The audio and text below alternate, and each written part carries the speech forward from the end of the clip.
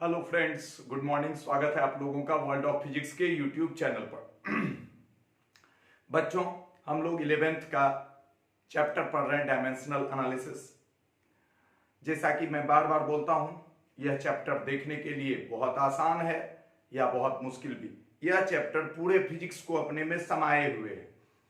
ये चैप्टर पूरी तरह से कंप्लीटली जानने के लिए आपको पूरा फिजिक्स जानना पड़ेगा और उसी की हम लोग तैयारी कर रहे हैं कि हम लोग पूरा फिजिक्स जाने। उस क्रम में हम लोग कुछ बेसिक चीजों के या कुछ थोड़ी डिफिकल्ट चीजों के भी डेफिनेशंस, फॉर्मूला समझ रहे हैं। अगर इस चैप्टर का मेन बात देखा जाए तो इस चैप्टर में दो चार बातें ही हैं जो कि सबसे ज्यादा इंटरेस्टिंग है और इंपॉर्टेंट है, और वो है कि डायमेंशनल एनालिसिस क्या है, यानी कि किसी भी डिराइव्ड को, किसी भी व्युत्पन्न को फंडामेंटल के रूप में लिखना, उसके लिए विमीय सिंबल, संकेतों का उपयोग करना, डायमेंशनल सिंबल का उपयोग करना। किसका उपयोग करना? डायमेंशन, जैसे MLTI के थीटा, ये सब क्या है? ये सब डायमेंशनल सिंबल है, इसको कहते हैं विमीय संकेत।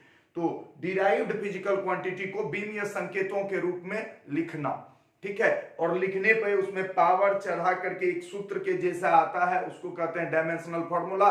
उस पावर को कहते हैं डायमेंशन, और उसको जब किसी फिजिकल क्वांटिटी, उसी फिजिकल क्वांटिटी के साथ इक्वलिटी साइन में लिख देते हैं तो उसको कहते हैं डायमेंशनल इक्वेशन। यही काम है हमारा। मेन फोकस क्या है कि हम आपको फॉर्मूला दें और तब आप लिख लें। अब जितने जिंदगी में जितना आप फॉर्मूला सीख पाइएगा उतना का लिख पाइएगा। मेरा ये एक चीज एक दिन में पूरा फॉर्मूला सिखाया नहीं जा सकता है, पर हम लोग फिर भी कोशिश कर रहे हैं और बहुत सारे फॉर्मूला के बारे में पढ़ भी चुके हैं, ठीक है। तो चलिए स्टार्ट करते हैं आज का क्लास। और आज के क्लास में मैं आपको बता दूं कि आज के क्लास में मैं आपको कुछ थ्योरी भी बताने वाला हूं, यानी कि वो जो डेफिनेशन लिखा रहे हैं उसको इस चैप्टर का थ्योरी नहीं कहते हैं, उसको इस चैप्टर का थ्योरी नहीं कहते हैं। बात समझ में आ रही है? किसी को कोई कंफ्यूजन? तो कुछ थ्योरी भी बताने वाला हूं और आगे के डेफिनेशंस भी पढ़ाने वाला हूं। किसी को कोई कंफ्यूजन? चलिए स्टार्ट किया जाता है। और आज का पहला चीज, आप लोग तरंग का नाम सुने होंगे। तरंग, वेव, जैसे कि ध्वनि, ये वेव लिखा हुआ है, ठीक ना, वेव। जैसे कि ध्वनि क्या है? साउंड एक वेव है। एक क्या है? वेव, ठीक है।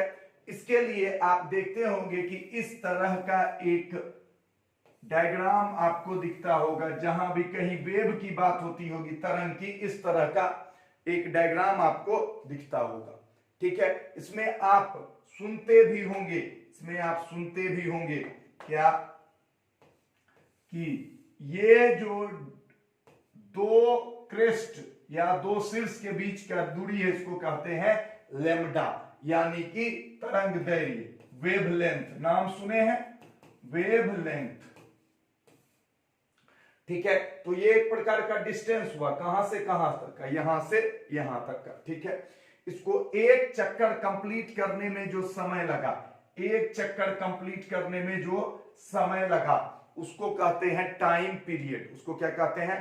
Time period. एक चक्कर कंप्लीट करने में जो समय लगा उसको कहते हैं टाइम पीरियड। कोई कंफ्यूजन? पक्का?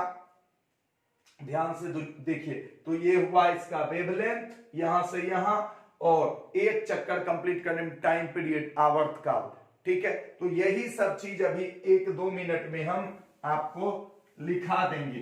फास्ट लिखाएंगे, ज्यादा समय नहीं लेंगे, ध्यान दीजिए। पहला है वेवलेंथ। वेवलेंथ हिंदी है तरंग दैर्घ्य, ठीक है। ध्यान से सुनिए, इसका एक बच्चा वाला डेफिनेशन जो हम लिख रहे हैं और एक एक्चुअल वाला डेफिनेशन, दोनों हम आपको लिख के दिखाएंगे, ठीक है। ये जो था वो बच्चा वाला है। ये देखिए, ये वाला जो है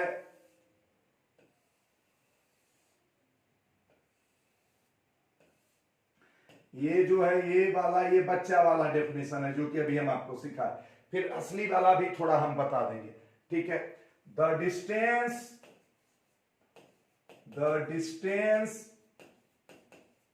between two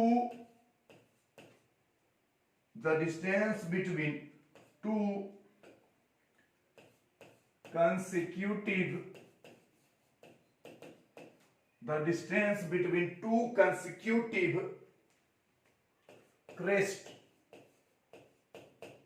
or trough is called wavelength। गलत नहीं है ये, लेकिन ये बच्चा वाला है, ठीक है। बचपन में 8th क्लास में यही पढ़ाया जाता है, ठीक है। किसी तरंग के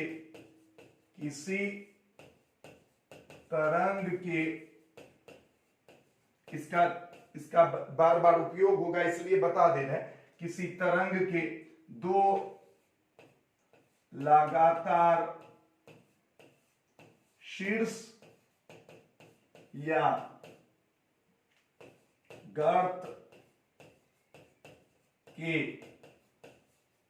बीच की दूरी को किसी तरंग के दो लगातार शीर्ष या गर्त के बीच की दूरी को क्या कहते हैं? तरंग दैर्घ्य कहते हैं। तरंग दैर्घ्य कहते हैं। तो ये हो गया, ठीक है। अब इसका एक्चुअल डेफिनेशन हम आपको थोड़ा दिखाते हैं। इसका एक्चुअल डेफिनेशन क्या है, ध्यान से सुनिए। कोई भी जो कोई तरंग उत्पन्न हुआ, वेव उत्पन्न हुआ, वो एक समय अंतराल में जितनी दूरी तय करता है, एक तरंग एक आवर्त काल में जितनी दूरी तय करता है, उसी को कहते हैं एक तरंग दैर्घ्य।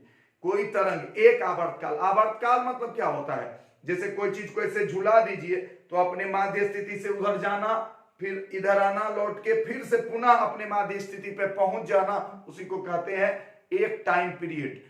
माध्य मतलब मीन पोजीशन पे पहुंच जाना। ये देखिए, यहां से चला, ऐसे गया, फिर ऐसे आया, फिर यहां, तो ये जो टाइम लगा उसको कहते हैं एक टाइम पीरियड।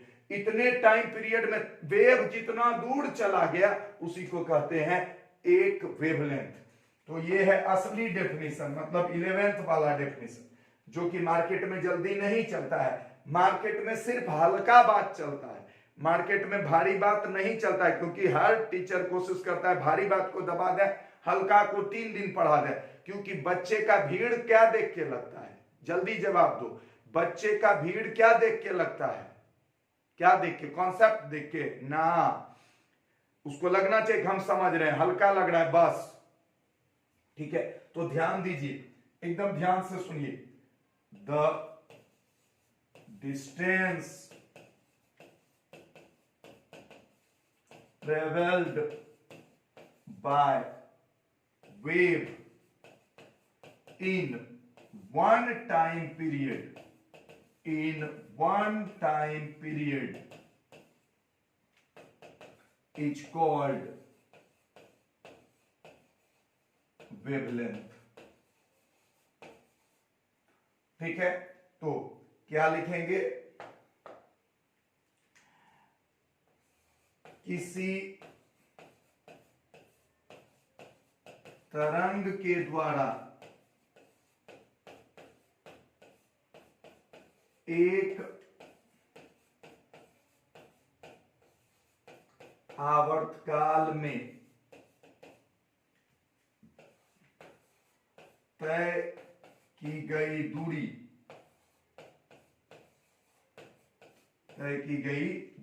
किसी तरंग के द्वारा एक आवर्तकाल में तय की गई दूरी तरंग दैर्घ्य कहलाती है। ठीक है, तो अब इसका फॉर्मूला होता है लेमडा। लेमडा से इसको सूचित करते हैं, किससे? लेमडा इक्वल टू वेलोसिटी गुना टाइम। वेलोसिटी, ये वेलोसिटी वेग का वेलोसिटी, और ये है क्या? टाइम। ठीक है। तो अब देखिए, अगर लिखना चाहेंगे हम तो लेमडा इक्वल टू क्या लिखेंगे, वेलोसिटी के लिए क्या लिखेंगे एल टी माइनस वन, और टाइम के लिए क्या लिखेंगे टी, टी टी कैंसल, तो लेमडा का जो हुआ वो हुआ एम जीरो एल और टी जीरो, यानी कि लेमडा एक प्रकार का लंबाई ही है, लेमडा एक प्रकार का क्या है, लंबाई है। एसआई यूनिट क्या होगा इसका, एसआई यूनिट होगा मीटर, एसआई यूनिट क्या होगा मीटर, ठीक है। तो दिस इज कॉल्ड वेवलेंथ, और ये बहुत छोटा होता है इसीलिए इसको नैनोमीटर यानी 10 to the power minus 9 metre, angstrom यानी 10 to the power minus 10 metre, ये सब में दर्शाते हैं। चूंकि तरंग का जो वो होता है तरंगदैर्घ्य बहुत छोटा होता है इसलिए ये सब में इसको दर्शाते हैं, लेकिन इसका एसआई यूनिट क्या है मीटर, ठीक है। डायमेंशनल फॉर्मूला भी लिख दिए, जल्दी से इसको लिख लीजिए।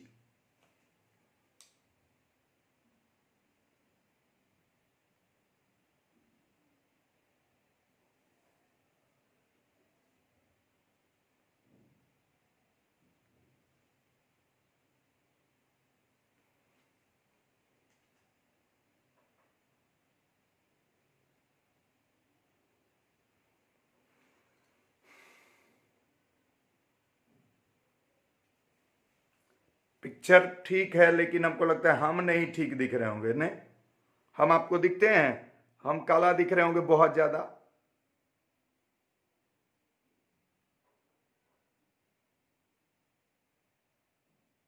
बोलिए जी।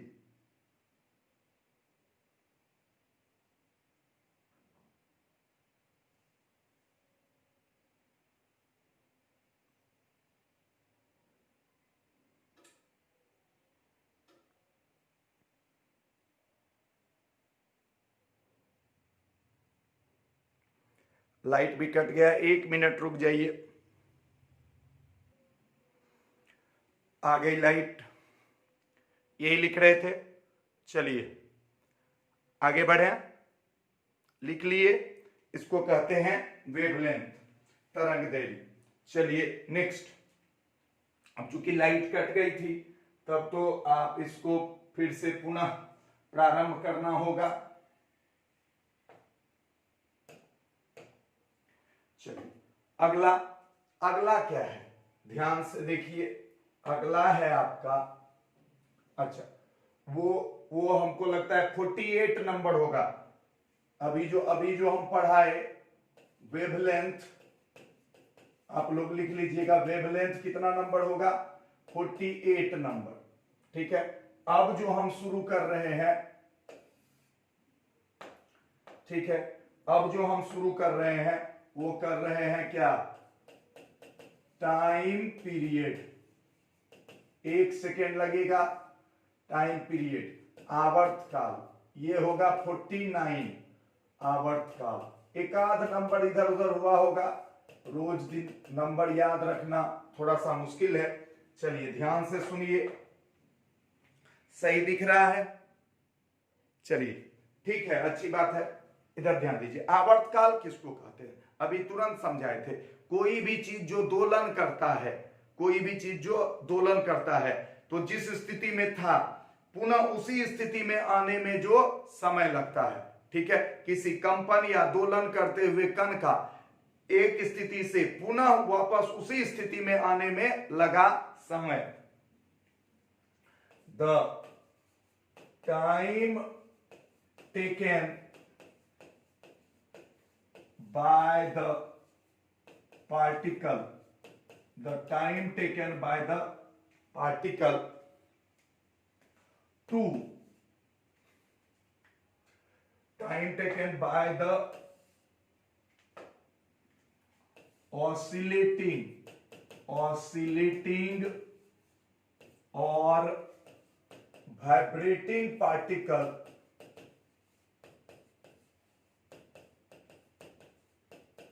to, the time taken by the oscillating or vibrating particle to reach the same state is called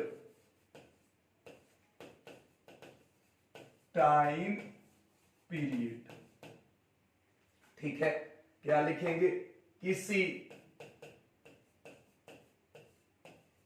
दोलन या कंपन करने वाले कण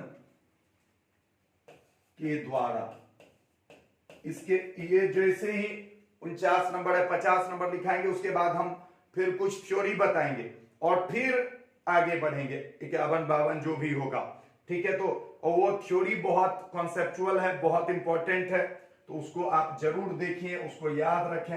किसी दोलन या कंपन, देखिए आप 11th में हैं, आप अगर अभी से चाहिएगा ना कि मेरा स्ट्रांग हो जाए तो हो जाएगा, लेकिन अगर 1 महीना भी और एक आधा 15 दिन भी आप थोड़ा सा ये सोचिएगा कि 2 अच्छा पढ़ेंगे ना, तो वो आपके पूरी लाइफ के लिए खराब हो जाएगा।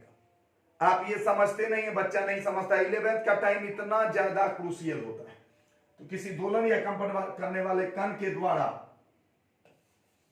पुनः प्रारंभिक स्थिति में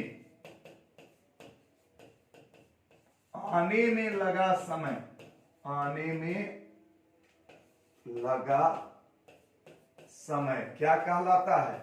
आवर्तकाल कहलाता है। आवर्तकाल कहलाता है। ध्यान से देखिए, ऐसे भी बना सकते हैं। मान लिया जाए ये एक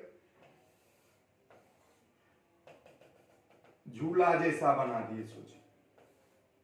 अब क्या है कि ये देखिए, अगर यहां से चलना शुरू किया, ऐसे गया और ऐसे आया, तो ये और ये दोनों मिला के हुआ एक टाइम पीरियड। ये बात समझ लीजिएगा, ये और ये। अच्छा, यहां से अगर चला तो इसको थोड़ा सा दूसरे कलर से दिखाते हैं। यहां से अगर चला तो यहां से गया इधर, फिर इधर। ये सेम स्थिति नहीं हुआ, क्योंकि पहले इधर जा रहा था इसमें, फिर यहां गया और फिर वापस।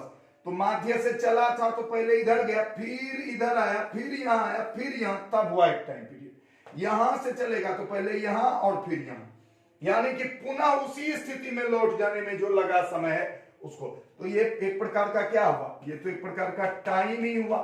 तो इसको डिनोट भी कैपिटल टी से करते हैं और डायमेंशनल फॉर्मूला भी कैपिटल टी। तो लेकिन थोड़ा सा सजा के लिख देंगे, M0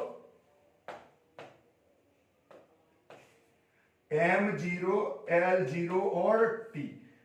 डिनोट भी किससे करते हैं? टी से करते हैं। और इसका SI यूनिट होता है सेकेंड। SI यूनिट क्या होता है? सेकेंड। ठीक है, जल्दी से इसको भी लिख लीजिए फास्ट।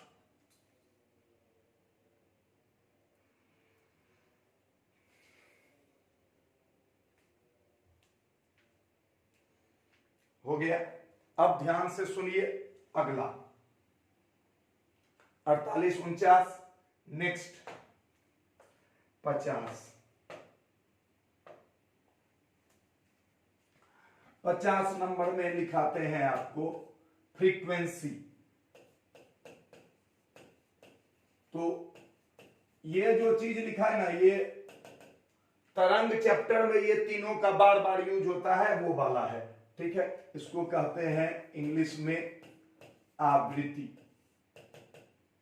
इसको इंग्लिश में कहते हैं आवृत्ति। ध्यान से सुनिए, फ्रीक्वेंसी, आवृत्ति। क्लियर? अब सोचिए, फ्रीक्वेंसी किसको कहते हैं? 1 सेकंड में आपको समझ में आ जाएगा। अरे बाप रे बाप, 1 सेकंड में समझ में आएगा। वही चीज है, 1 सेकंड में अगर आपको 5 बात समझ में आती है ना, तो आपकी फ्रीक्वेंसी हुई 5। सोचिए, मजाक मजाक में निकल गया। 1 सेकंड में आपको 5 बात समझ में आती है तो आपकी फ्रीक्वेंसी कितनी हुई? 5। किसी आदमी को 1 सेकंड में 2 बात समझ में आती है, उसकी फ्रीक्वेंसी हुई 2। किसी आदमी को 1 सेकंड में 10 बात समझ में आती है, उसकी फ्रीक्वेंसी, यानी कि 1 सेकंड में जितना बार। तो अब सोचिए इधर ध्यान से देखिए, कितना इंटरेस्टिंग है। इसको दोलन करने लगा है, इसको दोलन करने लगे, टैना नाना नाना नाना नाना नाना नाना नाना। अब बहुत बच्चे को लगता है कि सर 1 सेकंड में थोड़े ढेरी बार कर लेगा, लेकिन कर लेता है। 1 सेकंड बहुत बड़ा समय है, माइक्रो सेकंड में भी कर लेता है। बात समझ में आई? तो फ्रीक्वेंसी बहुत लोगों को क्यों नहीं समझ में आता है, क्योंकि 11th में जिस एज में बच्चा है उसको लगता है कि 1 सेकंड एक बोले हो तो खत्म हो गया, लेकिन ऐसा बात नहीं है। 1 सेकंड भी एक अच्छा खासा टाइम है। बात समझ में आई? आपको पता है सिनेमा हॉल में जो वो रील चलता है वो 1 सेकंड में 10 गो रील चल जाता है, तो उसका फ्रीक्वेंसी हुआ कितना? 10। उसका फ्रीक्वेंसी कितना हुआ? 10। बात समझ में आई? ये बात समझिए, उसी को कहते हैं आवृत्ति। 1 सेकंड में कितना बार हो जाना। कोई चीज को इसको मार दीजिए, घन, 1 सेकंड में सैकड़ों बार हो जाता है। एक तो तार खींच के उसको मार दीजिए, टन, गिटार का था टन, वो 1 सेकंड में सैकड़ों बार हो जाता है। आपको पता है वो उसका क्या हुआ? फ्रीक्वेंसी। तो 1 सेकंड में कंपन करने की संख्या को क्या कहते हैं? Frequency. The number of complete oscillation, the number of complete oscillation in 1 second is called frequency. It's called frequency. अब आपको याद रहेगा, ठीक है? ध्यान से सुनिए। 1 सेकेंड में कुल दोलनों की संख्या, 1 सेकेंड में कुल दोलनों की संख्या आवृत्ति कहलाती है। ठीक, अब सोचिए, इसको एक चक्कर लगाने में बोलता है कि 0.1 सेकेंड लगता है। एक चक्कर में कितना? 0.1। तो 2 चक्कर में कितना? 0.2। 3 चक्कर में कितना? 0.3। 4 चक्कर में कितना? 5 चक्कर में 0.5। तो 10 चक्कर में कितना होगा? 10 गुना 0.1 यानी क्या? सेकेंड। 1 सेकेंड। तो 1 सेकेंड में ये कितना चक्कर लगाया? 10। जल्दी बोलिए, 1 सेकेंड में कितना चक्कर लगाया? 10। हाँ या ना? यानी कि फ्रीक्वेंसी को अगर एफ से डिनोट करते हैं तो ये जितना भी चक्कर लगाया और जो टाइम है वो दोनों गुना करने के बाद किसके बराबर होना चाहिए? जल्दी बोलिए, 1 सेकेंड के बराबर होना चाहिए कि नहीं? अगर ये 0.2 सेकेंड में एक चक्कर लगाता तब तो 0.2, फिर 0.4, फिर 0.6, फिर 0.8 और फिर तो 0.2 में अगर 5 से गुना करते तब कितना हो जाता? 1 सेकेंड। हाँ या ना? तो क्या बोलेंगे कि 1 सेकेंड में क्या बार चक्कर लगाया? 5 बार। अरे हाँ या ना? इसका मतलब क्या हुआ कि टाइम पीरियड गुना फ्रीक्वेंसी हमेशा किसके बराबर होगा? 1 सेकेंड के। देखिए कितना कॉन्सेप्चुअल चीज है। टाइम पीरियड और फ्रीक्वेंसी दोनों को गुना करेंगे तो हमेशा किसके बराबर है? 1 सेकेंड का। क्यों? 0. समझिए, ये सब बात आपके एज में कोई बच्चा अगर जानता है तो वो बच्चा जबरदस्त। आप पूछिएगा तो आपको पता चलेगा कि ना सर, ठीक है। और ध्यान से देखिए, t into F equal to कितना? 1 second. t equal to F into कितना? 1 सेकेंड। अभी देखिए, अगर ऐसे ऐसे ऐसे ऐसे इसको अगर मान लिया जाए, एक चक्कर लगाने में 0.5 सेकेंड लगता है। कितना? तो 1 सेकेंड में क्या चक्कर लगेगा? 0.5 लगा, फिर 0.5, तो 0.5 प्लस 0.5 कितना? 1 सेकेंड। तो इसमें कैसे गुना कर देंगे? 2 से गुना कर देंगे तो क्या हो जाएगा? तो ये 2 हो गया फ्रीक्वेंसी और ये हो गया टाइम पीरियड, और हमेशा ये किसके बराबर होगा? 1 के बराबर होगा। This is the best concept कि यानी कि आप अगर टाइम पीरियड और फ्रीक्वेंसी को गुना कर देंगे, टाइम पीरियड और फ्रीक्वेंसी को गुना कर देंगे तो हमेशा कितना आएगा? 1 सेकेंड। पूछिएगा किसी को कि अगर टाइम पीरियड और फ्रीक्वेंसी को गुना कर देंगे तो क्या आएगा? आप देखिएगा उसका दिमाग घूम जाएगा, जबकि कुछ नहीं है, ये काम कुछ नहीं है। अरे भैया 0.1 सेकेंड लगाता है तो 10 बार करेगा तभी तो 1 सेकंड पूरा होगा। तो ठीक, तो फ्रीक्वेंसी इक्वल टू क्या हो गया, 1 by time period. Frequency equal to क्या हो जाता है, 1 बाय टाइम पीरियड। क्लियर? अरे हाँ या ना, अरे हाँ या ना, ठीक है। तो चलिए, तो ये टाइम जो है, टाइम का सेकेंड है, तो एसआई यूनिट इसका क्या हो जाएगा, एसआई यूनिट हो जाएगा सेकेंड पर पावर -1। एसआई यूनिट क्या हो जाएगा, सेकेंड पर पावर -1। ठीक है। अब डायमेंशनल फॉर्मूला क्या हो जाएगा, डायमेंशनल फॉर्मूला, तो फ्रीक्वेंसी का डायमेंशनल फॉर्मूला होता है टी टू द पावर -1। चूंकि हम लोग खतरनाक लोग हैं तो हम लोग ऐसे लिखेंगे m0 l0 t to the power -1। बात समझ रहे, ये हो गया इसका डायमेंशनल फॉर्मूला। ठीक है। और इसी चीज को हर्ज बाबा के, हर्ज वैज्ञानिक बाबा के सम्मान में फ्रीक्वेंसी का एसआई यूनिट क्या बोला जाता है, हर्ज। जल्दी इसको भी लिख लीजिए।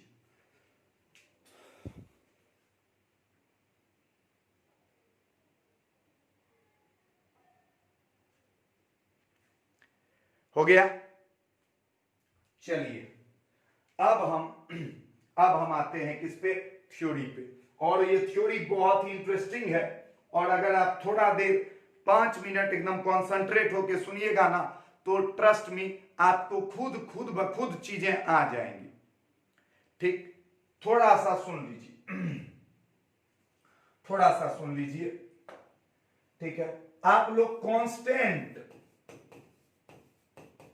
और वेरिएबल का मतलब समझते हैं कि नहीं समझते?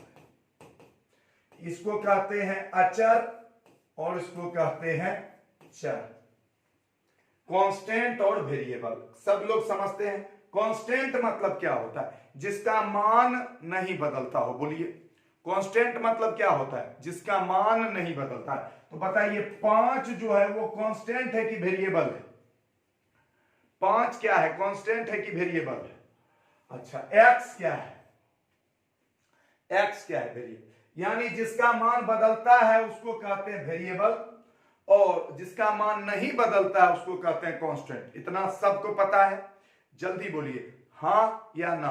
क्लियर? अच्छा बताइए, तो आपसे अगर कोई पूछे कि फोर्स जो हुआ, फोर्स वेरिएबल हुआ कि कांस्टेंट, आपसे सवाल पूछा गया कि फोर्स जो है, बल जो है, वो चर है राशि की अचर राशि है? बल, जल्दी सोच के बताइए, बल चर राशि होगा कि अचर, कांस्टेंट होगा कि वेरिएबल?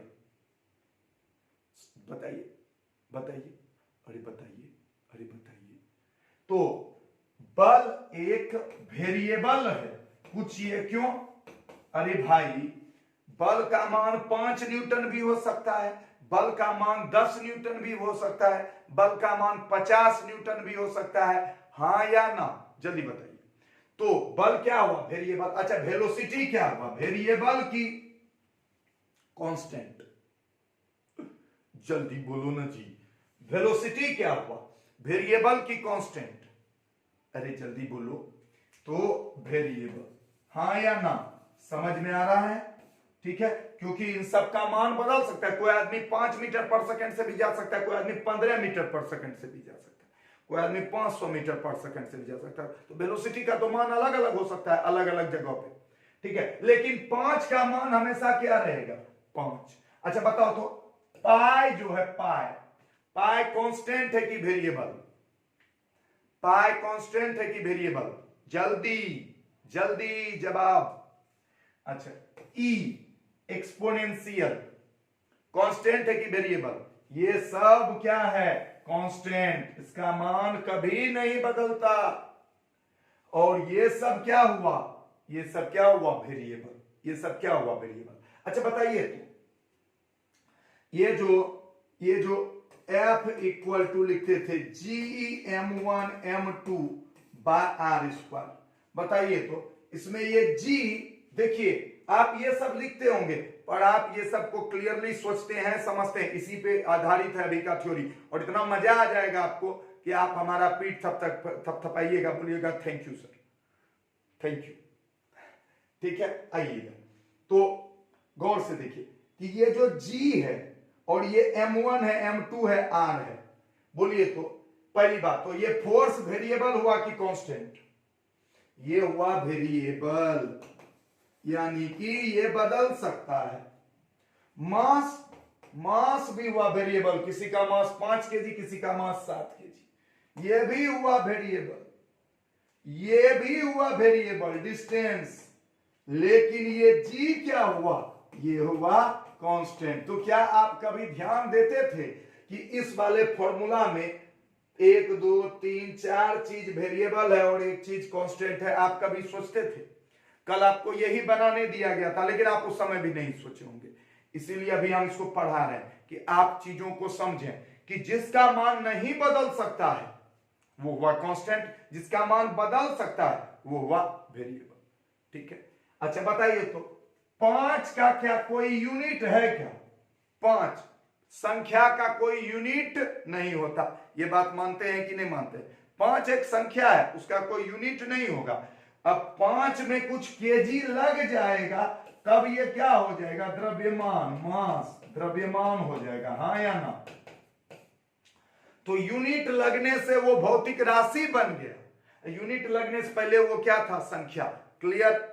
मजा आ रहा है? ये सब चीज देखिए कितना बेसिक सब चीज है, लेकिन आपको पूरी तरह से स्ट्रांग बना देगा। बेसिक चीजें ही आपको अंदर से स्ट्रांग बनाती है।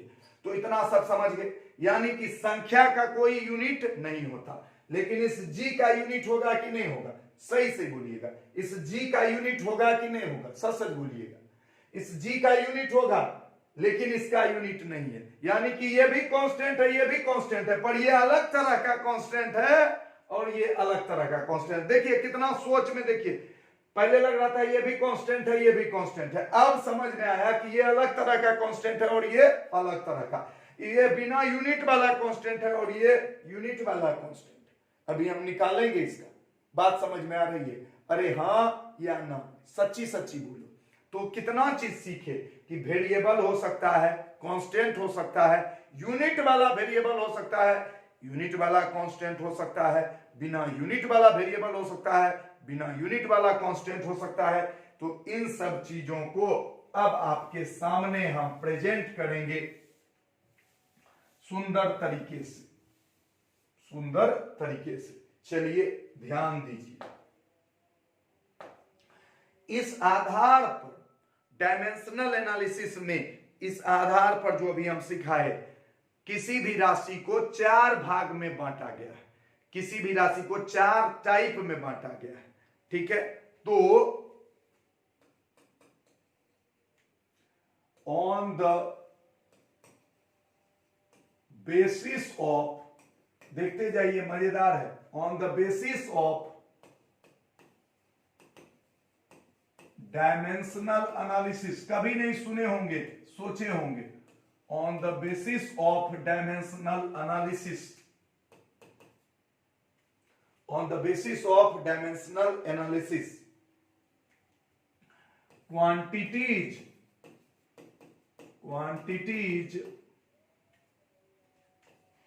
Are of 4 types.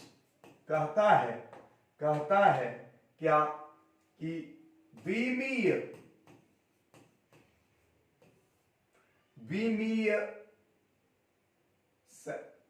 एनालिसिस का हिंदी क्या होता है? विमीय विश्लेषण। देखिए दिमाग से निकल जाता है। विमीय विश्लेषण के आधार पर, विमीय विश्लेषण के आधार पर राशियों को, विमीय विश्लेषण के आधार पर राशियों को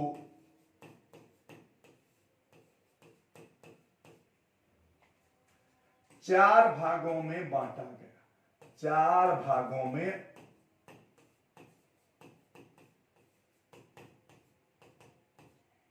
बांटा गया। ठीक है, अब ध्यान से सुनिए। तो 4 भागों में बांटा गया, तो क्या क्या है? पहला, अब हम एक ठो बोलेंगे और आपको कोशिश करना है कि दूसरा, तीसरा, चौथा अपने मन से सोचे। देखिए या तो कहीं पढ़ाया नहीं जाता है, नहीं पढ़ाया जाएगा, मे भी हो सकता है आज के बाद पढ़ाया जाए, कोई बड़ी बात नहीं है, कुछ नहीं, यहां कुछ भी हो सकता है, ऑनलाइन जमाने में कुछ भी संभव है, कुछ भी संभव है। ध्यान से सुनिएगा। तो फिर 4 भागों में इसको बांटा गया है। कितना भागों में? 4 भागों में। अब एक तो बोलेंगे, आपको दिमाग से सोचना है, सोचना, हम चाहे तो फड़फड़ा के चारों लिख देंगे, लेकिन आपको थोड़ा सा सोचना है, और जब आपका सही होगा ना तो आपको कॉन्फिडेंस होगा। इस सोचने वाले में कमजोर बच्चा भाग जाता है, तेज बच्चा को मजा आता है। गलती बोल रहे हैं कि सही बोल रहे हैं? ठीक है, देखिएगा, तेज बच्चा चाहेगा कि हम दीजिए सर हम बनाएंगे, कमजोर बच्चा चाहेगा बना दीजिए सर हम उतारेंगे। ये गलत बोल रहे हैं कि सही बोल रहे हैं? तो हम उन बच्चों से भी निवेदन करेंगे, वो अपने आप को थोड़ा सा अगर मेहनत करेंगे तो अच्छा काम कर लेंगे। तो चलिए, पहला, विमीय विश्लेषण के आधार पर राशियों को 4 भागों में बांटा गया। पहला नाम देते हैं हम,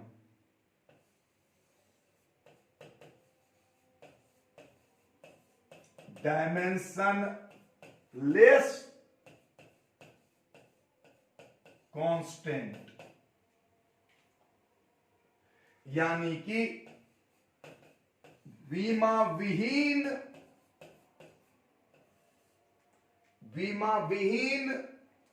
कांस्टेंट। कांस्टेंट का मतलब अचर। गौर से देखिए, तो पहला क्या हो गया? पहला विमा विहीन, मतलब जिसका बीमा भी नहीं हो और मान भी अचर हो, यानी कि 2, 4, 5 पाई, ये सब क्या हो गया? Dimension less constant. क्या हो गया? Dimension less constant. अच्छा, तब दूसरा क्या होगा? अभी एकदम बीच में है ये सब चीज। कब है ये सब?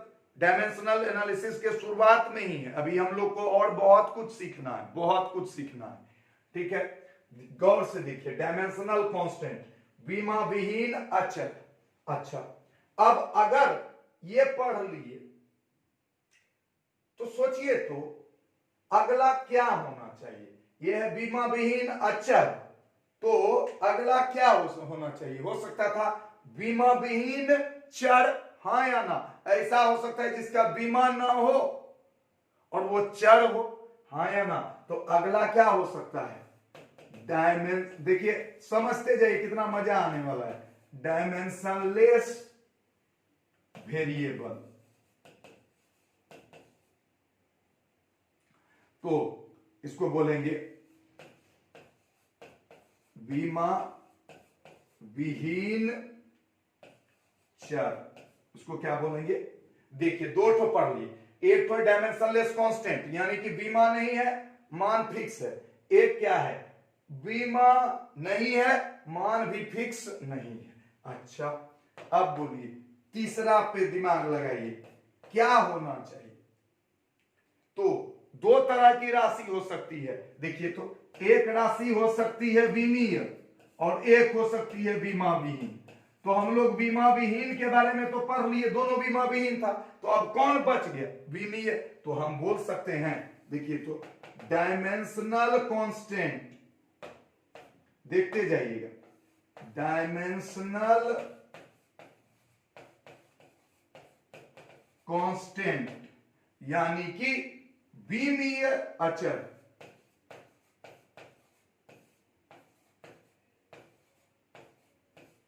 और लास्ट, चौथा, तो डायमेंशनल कांस्टेंट हो गया, तो फिर बच गया क्या? Dimensional variable. डायमेंशनल वेरिएबल, विमीय चर, विमीय चर। अब देखिए, अब आप सोचिए कि किस तरह से हम इसको 4 हिस्से में बांटे। देखिए, तो बीमा विहीन अचर 2 ठो चीज है, 2 ठो चीज है। देखिए, एक है डायमेंशन, एक है डायमेंशनल और एक है कांस्टेंट। तो या तो डायमेंशनल कांस्टेंट, इसमें देखिए डायमेंशन लेस कांस्टेंट, यानी कि डायमेंशन नहीं है और कांस्टेंट है, 2 ही चीज है, एक डायमेंशन के आधार पर, एक कांस्टेंट के आधार पर। तो डायमेंशनल हो सकता है, नहीं तो उसका उल्टा डायमेंशनलेस हो सकता है, कांस्टेंट हो सकता है, नहीं तो उसका उल्टा वेरिएबल हो सकता है, तो दो ही चीज हो सकता है। तो अब देखिए यहां पे डायमेंशनलेस कांस्टेंट, फिर हो गया डायमेंशनलेस वेरिएबल, फिर हो गया डायमेंशनल कांस्टेंट, और फिर हो गया डायमेंशनल वेरिएबल। तो टोटल मिला के कितना हो गया? 4। टोटल मिला के कितना हो गया? 4। बात समझ में आई? तो डायमेंशनलेस कांस्टेंट किसको कहेंगे? ऐसा फिजिकल क्वांटिटी जिसका मान अचर हो लेकिन उसका कोई विमीय सूत्र नहीं हो, जो कि हमारा है 2, 5, पाई, ई। ये सबको आज के बाद इसको आप क्या बोलिएगा? इसको बोलिएगा डायमेंशनलेस कांस्टेंट। देखिए कमजोर बच्चा इसको कांस्टेंट बोलेगा, लेकिन अच्छा बच्चा आज के बाद इसको क्या बोलेगा? डायमेंशनलेस कांस्टेंट, यानी इसकी कोई विमा भी नहीं है और इसका मान अचर है। ठीक है, अच्छा। और डायमेंशनल कांस्टेंट देखिए जैसे कि जी था, तो जी को क्या बोलिएगा? Dimensional constant. इसका मान नहीं बदलता है लेकिन इसका डायमेंशनल फॉर्मूला आपको निकलवा दिए, हाँ या ना? जल्दी जल्दी बोलिए। बोले थे ना कल, वो भी अभी आएगा, वही चीज बनाएंगे। क्लियर? उसके बाद एक है डायमेंशनलेस वेरिएबल, यानी कि जिसका डायमेंशन ना हो, विमीय सूत्र ना हो, लेकिन उसका मान बदलता हो। उसका क्या हो? मान बदलता हो। तो याद कीजिए आपका जो स्ट्रेन लिखे थे, स्ट्रेन याद है? विकृति, एंगल, देखिए ये सब चीज आप अगर हम नहीं सिखाएंगे ना, आप कभी सीख नहीं पाइएगा। तो स्ट्रेन, एंगल, ये सब क्या है? इसका विमा नहीं होता है लेकिन मान बदल सकता है। एंगल 60 डिग्री भी हो सकता है, 50 डिग्री भी, लेकिन इसकी कोई विमा नहीं होती है। और लास्ट में डायमेंशनल वेरिएबल, यानी जिसका मान भी बदले और डायमेंशन भी हो, तो वो सब क्या हो गया? फोर्स, वेलोसिटी, यानी कि ये चारों आपको समझ में आना चाहिए। तो अब धीरे धीरे हम आपको इसको प्रैक्टिस कराएंगे कि आप देख करके बताइए कि ये कौन सा है। क्लियर? तो पहले इसका हम क्या कर देंगे? डेफिनेशन लिख लेंगे और फिर इसका एग्जाम्पल सब लिखेंगे और समझेंगे उसको अच्छे से। क्लियर? जल्दी से इसको लिख लीजिए। बहुत ही बेहतरीन ये चीज है।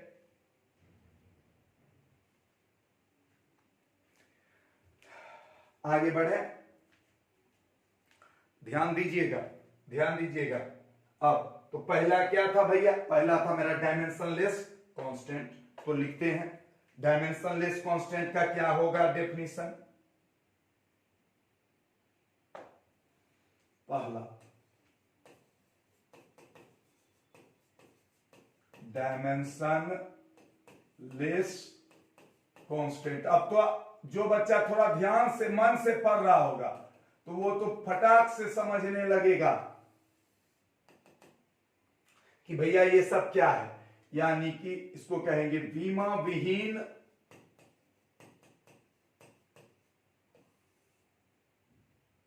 अच्छा, अब आपको क्या लगता है? ये आपको रटना पड़ेगा क्या? ये आपको रटना पड़ेगा कौन है? नहीं, देख के समझना पड़ेगा कि कौन विमा विहीन है।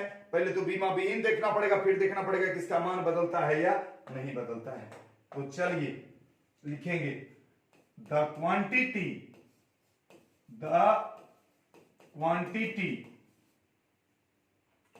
whose value is fixed and it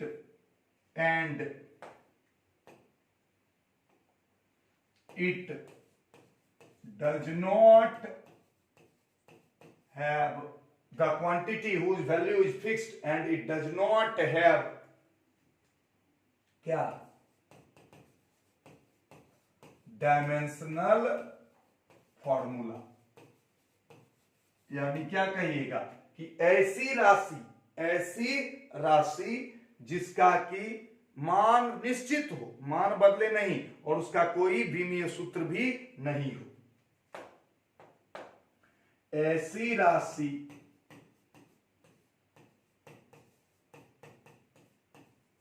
जिसका मान नियत हो और इसका विमीय सूत्र ना हो,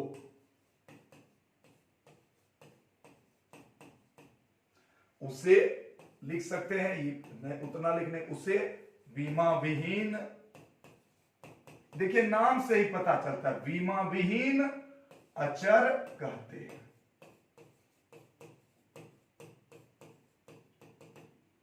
ठीक है, तो अब इसका एग्जाम्पल देंगे।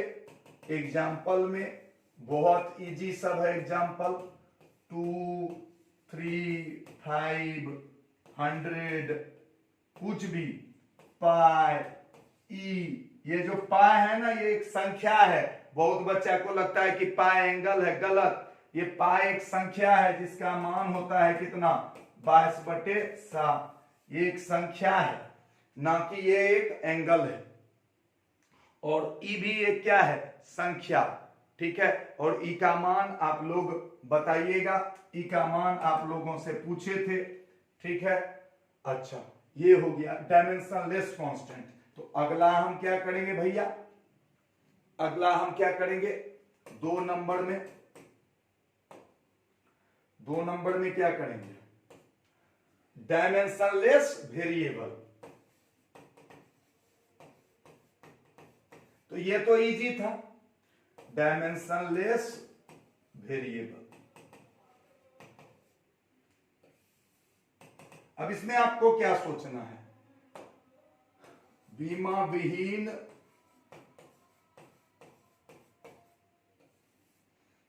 विहीन वेरिएबल यानी कि चर।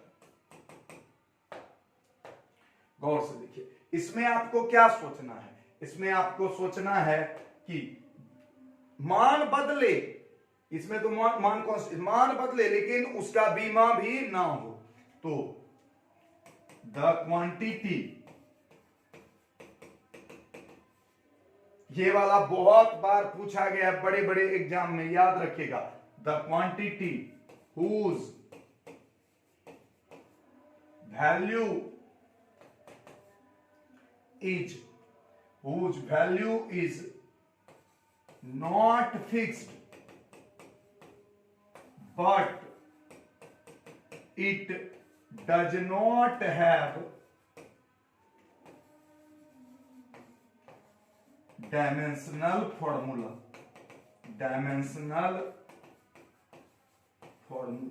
कहता है ऐसी राशि,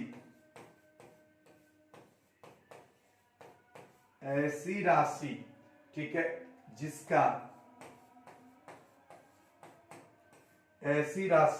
जिसका मान नियत ना हो परंतु, ऐसी राशि जिसका मान नियत ना हो परंतु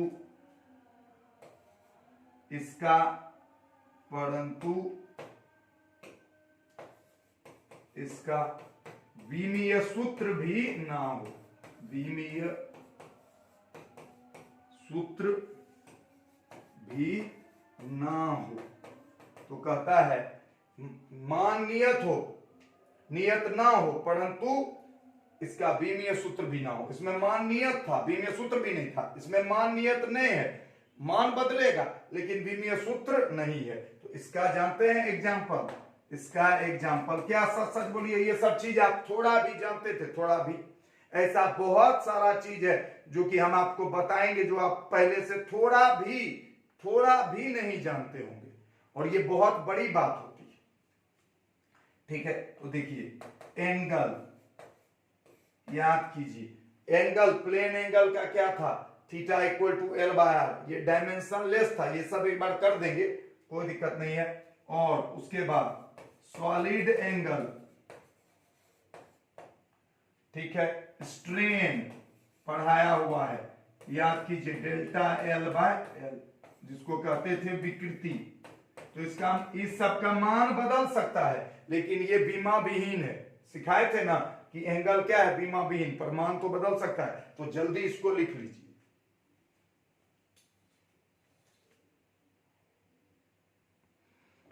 क्लियर? ठीक है, अगला क्या होगा, अगला होगा ये डायमेंशन डायमेंशनलेस कांस्टेंट हो गया, डायमेंशनलेस वेरिएबल हो गया, हाँ या ना, कोई कंफ्यूजन? ठीक। अब अगर इसमें अगला हमसे पूछेगा, इसी को हम थोड़ा चेंज कर देते हैं, तो गौर से देखिए इसको हम क्या कर देंगे, डायमेंशनलेस कांस्टेंट को हम कर देंगे डायमेंशनल कांस्टेंट। देखिए एक सेकंड, ये अब 3 नंबर हो जाएगा, 3 नंबर हो जाएगा डायमेंशनल कांस्टेंट। ये हो गया आपका कितना नंबर, 3 नंबर, इसी पे आधारित है। अच्छा, अब ये क्या हो गया, बीमा विहीन अचर को हम क्या बोलेंगे, बीमा विहीन अचर को अब हम इंग्लिश में क्या बोल देंगे, डायमेंशनल कांस्टेंट, यानी कि विमीय अचर। यानी कि ऐसा चीज, गौर से देखिएगा, सब कुछ उसी काम आ जाएगा, ऐसा चीज जिसका कि विमीय फॉर्मूला हो पर मान निश्चित हो, तो the quantity whose value is fixed, value क्या हो, फिक्स्ड हो, पर इसका विमीय सूत्र हो, इट हैव डायमेंशनल फॉर्मूला। तो डज नॉट खाली यहां पे मिटा देंगे, गौर से देखिए, बन गया इसका definition, the quantity whose value is fixed, जिसका मान निश्चित हो और इसका अपना एक डायमेंशनल फॉर्मूला हो, ऐसी राशि जिसका मान नियत हो और इसका विमीय सूत्र 9 को खाली काट देंगे। देखिए कितना आसानी से बन गया, 3 नंबर बन गया। अब इसका एग्जाम्पल खाली बदल जाएगा, इसका एग्जाम्पल क्या होगा, बदल जाएगा, तो इसका एग्जाम्पल हो जाएगा, गौर से देखते जाइए, इसका एग्जाम्पल होगा जी के एच। अब ये जी के एच क्या है, ये अभी हम अगले पेज में बताएंगे, ठीक है, ये अभी तुरंत हम बताने वाले हैं। जी है ग्रेविटेशनल कांस्टेंट, के है कूलम्ब्स कांस्टेंट और एच है प्लैंक्स कांस्टेंट, बहुत सारा है, आर है गैस कांस्टेंट। बात समझ में आई? ठीक। के बोल्ट्जमैन कांस्टेंट, ठीक है, तो ये सब चीज क्या है, ये सब चीज का डायमेंशनल फॉर्मूला है, पर इसका मान क्या होता है, नियत। तो ये सब चीज अब हम आगे पढ़ेंगे, ये सब चीज अब हम आगे पढ़ेंगे, क्लियर? इसको भी, तो ये 3 नंबर आपका क्लियर हो गया, ठीक है, ये सब चीज अब हम आपको करके दिखाएंगे। इसीलिए तो देखिए, के वाला भी कल दे चुके हैं होमवर्क में, जी वाला भी कल दे चुके हैं होमवर्क में, ठीक है, एच वाला भी अभी तुरंत हम बढ़ा देंगे और फिर लिखा भी देंगे। यही चीज है, देखिए 4 वो चीज पढ़ना था, चारों एक जैसा है, थोड़ा थोड़ा का अंतर है, बच्चा कंफ्यूज। अगला डायमेंशनल कांस्टेंट हो गया, तो अगला क्या होगा, डायमेंशनल वेरिएबल, तो इसमें क्या मिटा देंगे, डायमेंशनल वेरिएबल। अब देखिए, बीमा विहीन चर को मिटा करके क्या कर देंगे, विमीय चर, बोलिए। और ये कितना नंबर हो गया, ये आपका 4 नंबर हो गया। अब इसमें डेफिनेशन में क्या चेंज हो जाएगा, the quantity whose value is not fix, जिसका मान फिक्स नहीं है, but it has dimensional formula, या इट हैव, तो खाली डज नॉट को क्या कर दीजिए, उड़ा दीजिए, यानी कि वैल्यू भी फिक्स नहीं है और डायमेंशनल फॉर्मूला भी है। ऐसी राशि जिसका मान नियत ना हो परंतु इसका विमीय सूत्र हो, विमीय सूत्र हो, बन गया। अब इसका क्या क्या आएगा एग्जाम्पल, सबसे ज्यादा जो एग्जाम्पल है वो इसी का है, आज तक जो सबसे ज्यादा चीज पढ़े हैं वो इसी का एग्जाम्पल है, जैसे फोर्स, एनर्जी, ये सब देखिए बदलने वाला चीज है, वर्क, वेलोसिटी, ये सब चीज, तो ये सब चीज आप बहुत ज्यादा पढ़ चुके हैं। तो अब ऊपर का 2-3 जो आप समझे, अब वो धीरे धीरे करके बताएंगे, तो इसको जल्दी से लिखिए और ये वाला पे अभी काम कर लेंगे।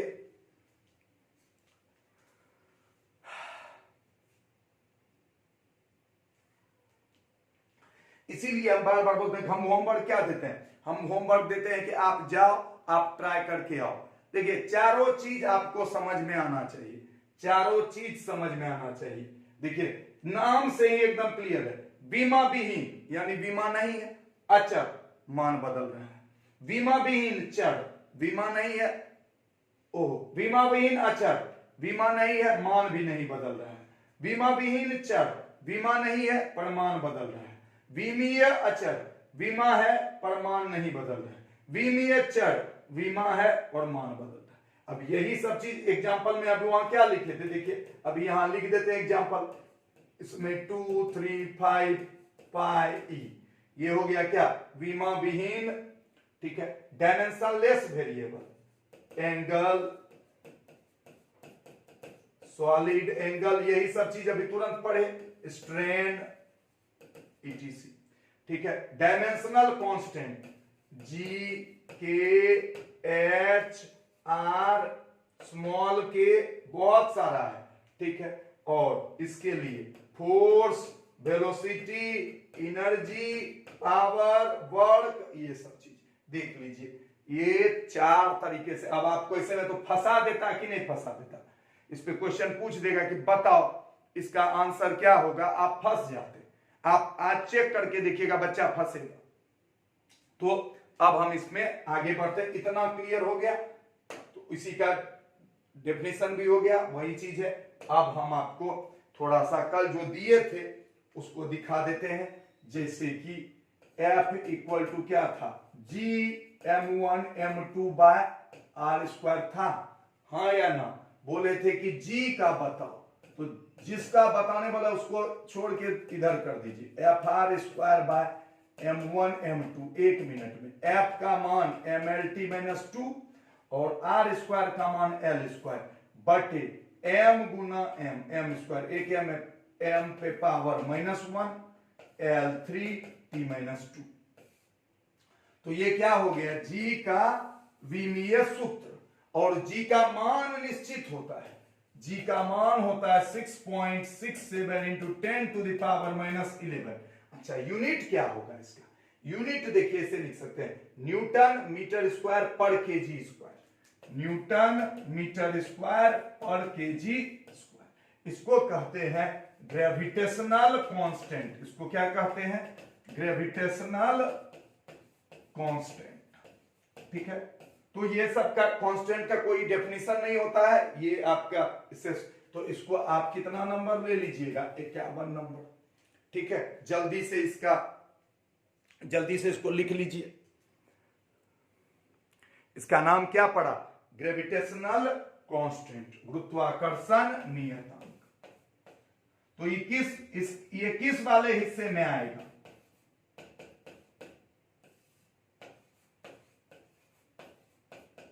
ये किस वाले हिस्से में आएगा, ये आएगा डायमेंशनल कांस्टेंट, ये किस में आएगा, डायमेंशनल कांस्टेंट। क्लियर, इसी तरह आपको देख देख के समझना है कि कौन डायमेंशनल कांस्टेंट होगा, कौन डायमेंशनल वेरिएबल होगा। क्लियर है, क्लियर है। अगला कि अब छोड़ देते हैं, अब छोड़ ही देते हैं, अगले क्लास में फिर हम इसके आगे बढ़ेंगे। आज का थ्योरी बहुत महत्वपूर्ण था, इसमें बहुत सारे सवाल पूछे जाते हैं, आई होप आप इसको समझे होंगे। थैंक यू वेरी मच, ठीक है। वो जो आज होमवर्क नहीं दिए, अगर आपको होमवर्क है तो वो तो F बराबर के बहुत बच्चा बना लिया है, बहुत बच्चा बना भी लेता है, ठीक है। इधर देखिए आपको फॉर्मूला देते हैं, पी भी इक्वल टू, एक तो होमवर्क खाली देते हैं, nRT। देखिए P है प्रेशर, ये भी बनवा चुके हैं आपको, V है वॉल्यूम, N है मोल की संख्या, मोल, R का निकालना है, T है टेम्परेचर, T क्या है, टेम्परेचर। तो हमको R का डायमेंशनल फॉर्मूला आप लोग निकाल के बताइएगा, R का डायमेंशनल फॉर्मूला, एक ही HW आपको देते हैं आज, ठीक है। बहुत टाइम हो गया, bye bye, thank you very much. जुड़े रहिए और बहुत जल्दी ऐप पर नया चैप्टर स्टार्ट कर रहे हैं, बहुत जल्दी ऐप पर नया चैप्टर स्टार्ट कर रहे हैं। तो बहुत सारे बच्चे जुड़ चुके हैं, जोड़े जा चुके हैं। ठीक, तो बाकी जिसको जैसे पढ़ना हो पढ़िए, बट अच्छे जगह पे अच्छा चीज पढ़िए, आपके जीवन का सवाल है। 1,000 2,000 रुपया से ना मैं बड़ा होऊंगा ना आप छोटे, आपकी जिंदगी है, आप जरूर अपनी जिंदगी के लिए चिंतित रहें। बाय बाय, धन्यवाद।